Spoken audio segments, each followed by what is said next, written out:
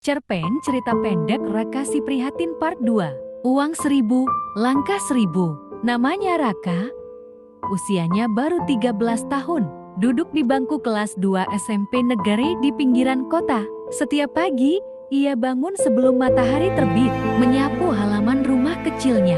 Lalu bersiap berangkat ke sekolah dengan seragam yang sudah agak pudar warnanya.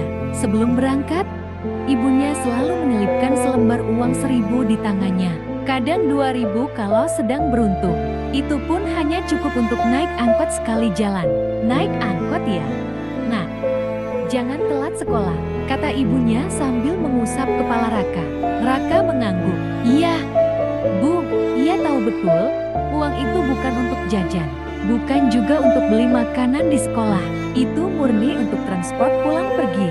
Dan kalau dia lapar, ia cukup minum air putih dari botol bekalnya. Raka adalah anak keempat dari 8 bersaudara. Ayahnya bekerja sebagai buruh pabrik dengan penghasilan yang pas-pasan. Ibunya hanya ibu rumah tangga, mengurus adik-adiknya yang masih kecil.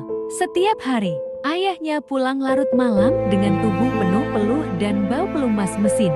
Tapi wajahnya tetap memancarkan kasih sayang saat memeluk Raka dan adik-adiknya. Raka tidak pernah mengeluh. Ia selalu rajin sekolah, duduk paling depan, mendengarkan guru dengan penuh perhatian. Ia sadar, pendidikan adalah satu-satunya jalan agar kelak ia bisa mengubah nasib keluarganya. Namun, di lubuk hatinya yang paling dalam, kadang ia bergumam lirih. Kalau duit ini buat jajan, pulang bisa jalan kaki nih. Ia tahu, angkot bukan satu-satunya pilihan. Ia bisa berjalan kaki pulang sejauh 5 kilometer. Pernah ia melakukannya, hanya demi bisa beli gorengan sepotong di warung dekat sekolah. Tapi jarang karena ia tahu ibunya akan cemas jika ia pulang terlalu lama. Suatu hari, saat hujan turun deras, Raka tetap nekat pulang dengan berjalan kaki. Uang 1000-nya ia simpan di saku, dingin dan basah. Ia melihat anak-anak lain tertawa di dalam angkot, hangat dan nyaman.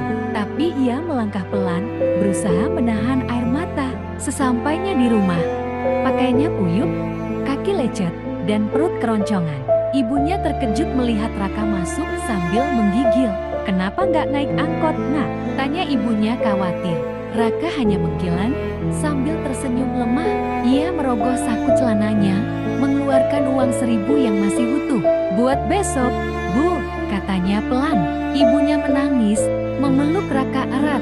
Dalam hati, ia berdoa agar suatu hari Tuhan membalas semua keteguhan dan pengorbanan anaknya.